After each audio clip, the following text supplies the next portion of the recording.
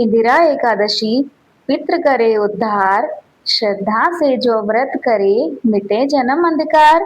श्राद्ध पद की मध्यम तिथि, पुण्य फल अपार, हरि स्मरण से पितृगण पाए लोक सुधार। इंदिरा व्रत जो करे हरि कृपा अपार, पितरों को गति मिले कटे दुख संसार। श्रद्धा से जो व्रत करे पावे मोक्ष समान, हरि कृपा से पितृगण पावे उत्तम स्थान।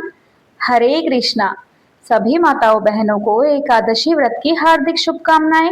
ये एकादशी व्रत को सर्वोच्च स्थान प्राप्त है, क्योंकि यह केवल शरीर और मन की शुद्धि ही नहीं बल्कि आत्मा को भी पवित्र करता है।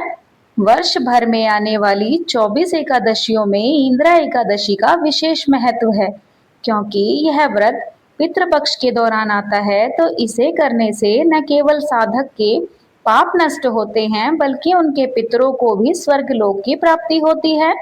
यही कारण है कि इसे पितृ मोक्ष प्रदायक एकादशी कहा गया है।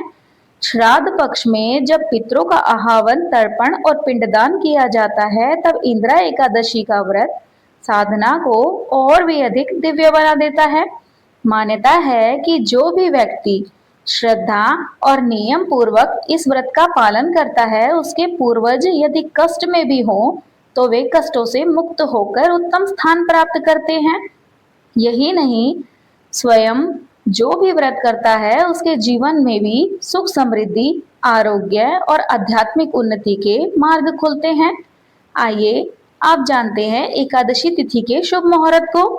पंचांग के अनुसार आश्विन मास के कृष्ण पक्ष की एकादशी 16 सितंबर को रात 12:23 से आरंभ हो रही है, जो 17 सितंबर की रात 11:40 पर समाप्त होगी। ऐसे में उदया तिथि के हिसाब से इंदिरा एकादशी का व्रत 17 सितंबर 2025 दिन बुधवार को रखा जाएगा।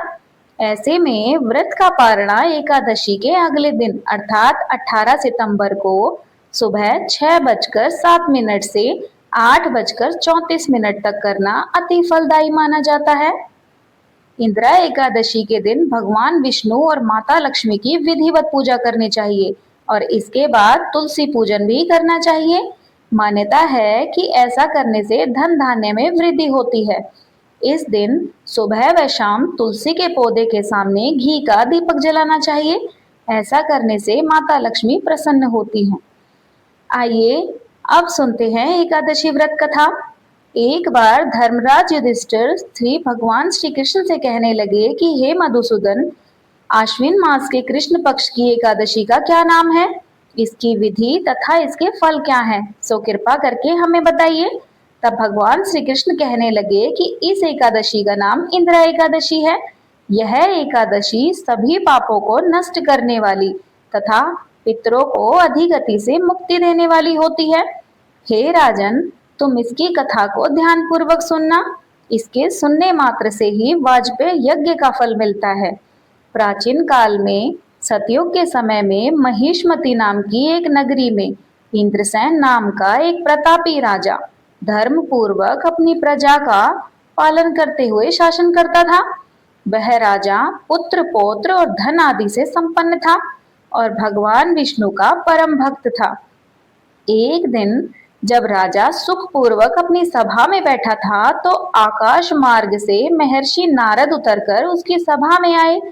राजा उन्हें देखकर हाथ जोड़कर खड़े हो गए और विधि पूर्वक आसन देकर उन्हें बिठाया। मुनि ने राजा से पूछा कि हे राजन, आपके सातों अंग कुशल पूर्वक तो हैं, तुम्हारी बुद्धि धर्म में और मन विष्णु भक्ति में तो रहता है। देवऋषि नारद के मुख से ऐसी बातें सुनकर राजा ने कहा, हे महर्षि, आपकी कृपा से मेरे राज्य में सब कुशल है तथा मेरे यहाँ यज्ञ कर्मादि सुकृत हो रहे हैं। आप कृपा करके अपने आगमन का कारण कहिए। तब नारद मुनि कहने लगे कि हे राजन, मैं एक समय ब्रह्मलोक से यमलोक को गया। वहां श्रद्धा पूर्वक यमराज से पूजित होकर मैंने धर्मशील और सत्यवान धर्मराज की प्रशंसा की। उसी यमराज की सभा में महान ज्ञानी और धर्मात्मा तुम्हारे पिता को एकादशी का व्रत भंग होने के कारण मैंने देखा। उन्होंने मुझे संदेश दिया, सो मैं तुम्हें कहता हूँ। उन्होंने कहा कि पूर्व जन्म में कोई विघ्न हो जाने के कारण मैं यमराज के निकट रह रहा हूँ। सो हे पुत्र, यदि तुम आश्विन कृष्ण पक्ष के इंदिरा एकादशी का व्रत मेरे निमित्त करो तो मुझे स्वर्ग लोक की प्राप्ति हो सकती है। इतना सुनकर राजा कहने लगा कि हे महर्षि, आप इस व्रत की विधि मुझसे कहिए। नारद जी कहने लगे, आश्विन मास के कृष्ण पक्ष की दशमी के दिन प्रातः काल श्रद्धा पूर्वक स्नान आदि से निवृत्त होकर पुनः नदी में जाकर स्नान करें। फिर श्रद्धा पूर्वक पितरों का श्राद्ध करें और एक बार भोजन करें। प्रातःकाल होने पर एकादशी के दिन दातुन आदि करके स्नान करें और फिर व्रत के नियमों को भक्ति पूर्वक ग्रहण करते हुए संकल्प लें कि आज मैं संपूर्ण भोगों को त्याग कर निराहार रहकर एकादशी का व्रत करूंगा। हे पुंडरीकाक्ष, मैं आपकी शरण में हूँ, आप मेरी रक्षा कीजिए।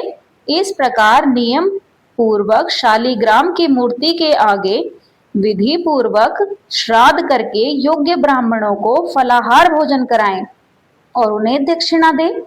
पितरों के श्राद्ध से जो बच जाए उसको सूंघ कर गौ माता को दे तथा धूप दीप पुष्प नैवेद्य आदि सब सामग्री से ऋषिकेश भगवान का पूजन करे। रात में भगवान के निकट जागरण करे। इसके पश्चात द्वादशी के दिन प्रातः काल होने पर भगवान का पूजन करके ब्राह्मणों को भोजन कराएं। भाई बंधुओं, स्त्री और पुत्र सहित आप भी मौन होकर भोजन करें।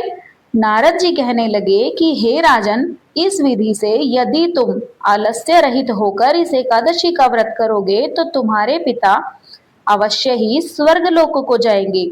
इतना कहकर नारद जी अंतर्ध्यान हो गए।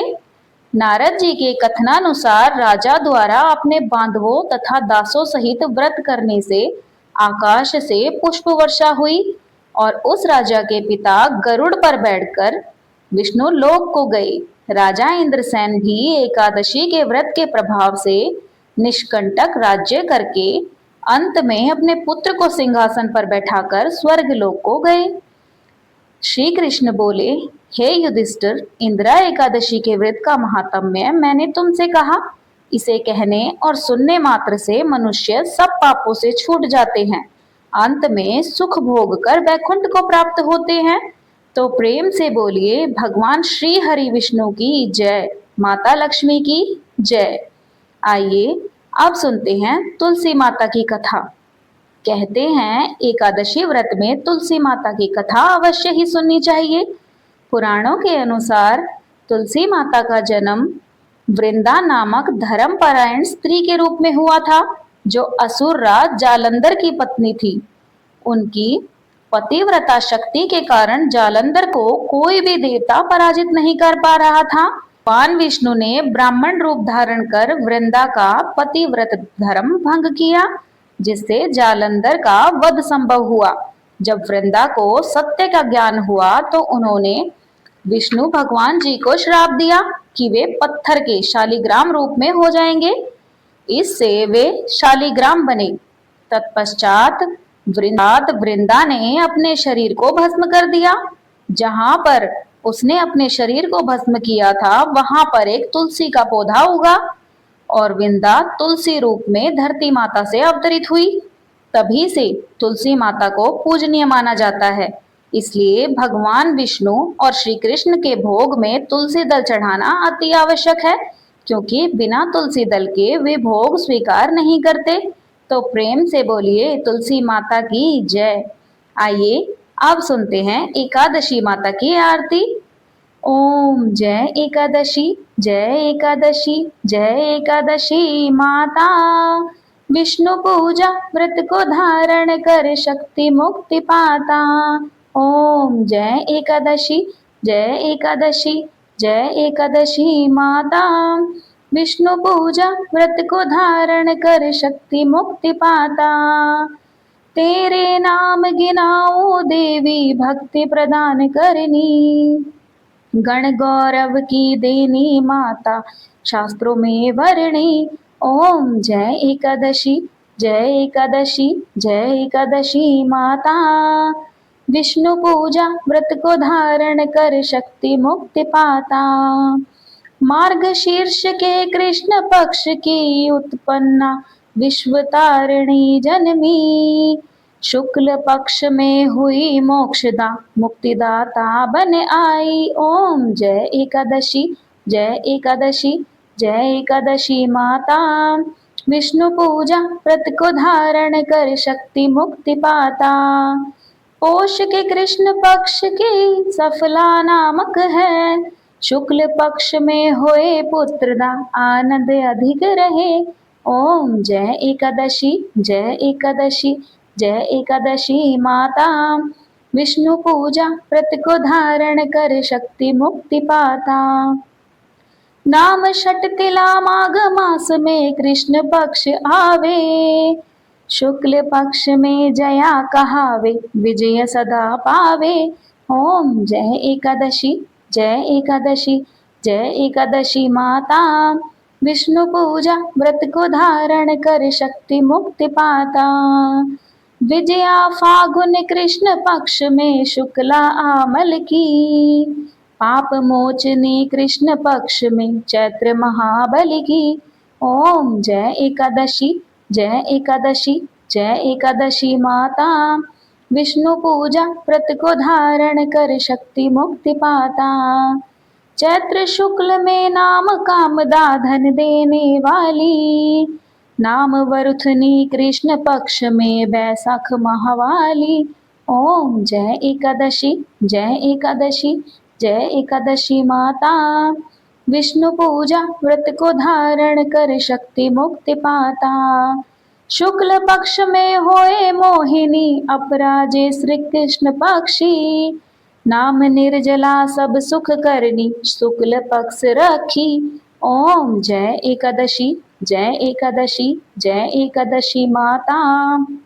विष्णु पूजा व्रत को धारण कर शक्ति मुक्ति पाता। योगिनी नाम आषाढ़ में जानो कृष्ण पक्ष करनी।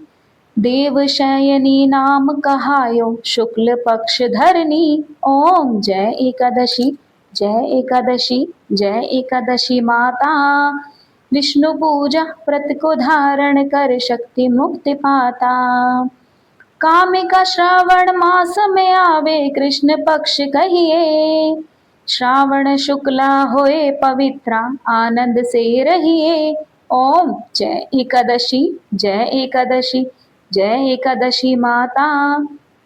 विष्णु पूजा व्रत को धारण कर शक्ति मुक्ति पाता।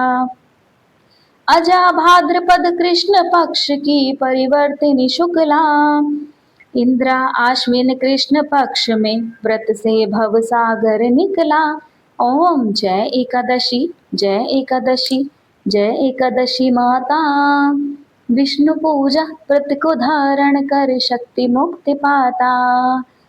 पापांकुशा है शुक्ल पक्ष में आप हरणहारी। रमा मास कार्तिक में आवे सुखदायक भारी। ओम जय एकादशी जय एकादशी जय एकादशी माता। विष्णु पूजा व्रत को धारण कर शक्ति मुक्ति पाता। देवोत्थानी शुक्ल पक्ष की दुखनाशक मैया। पावन मास में करूँ विनती पार करो नैया। ओम जय एकादशी जय एकादशी जय एकादशी माता। विष्णु पूजा व्रत को धारण कर शक्ति मुक्ति पाता। परमा कृष्ण पक्ष में होती जन मंगल करनी। शुक्ला मास में होए पद्मिनी दुख दारिद्र हरनी। ओम जय एकादशी जय एकादशी जय एकादशी माता। विष्णु पूजा व्रत को धारण कर शक्ति मुक्ति पाता। जो कोई आरती एकादशी की भक्ति सहित गावे। जन गुर्दिता स्वर्ग का वासा निश्चय वह पावे। ओम जय एकादशी जय एकादशी माता। विष्णु पूजा व्रत व्रत को धारण कर शक्ति मुक्ति पाता। तो प्रेम से बोलिए एकादशी माता की जय। कथा अच्छी लगी हो तो कृपया हमारे चैनल को लाइक करें, शेयर करें और सब्सक्राइब करना न भूलें, ताकि यह दिव्य हरि नाम का स्मरण और अधिक लोगों तक पहुंच सके। आप सभी का जीवन मंगलमय हो, यही हमारी कामना है। तो प्रेम से बोलिए एकादशी माता की जय, श्री विष्णु भगवान की जय, माता लक्ष्मी की जय, जय तुलसी मैया।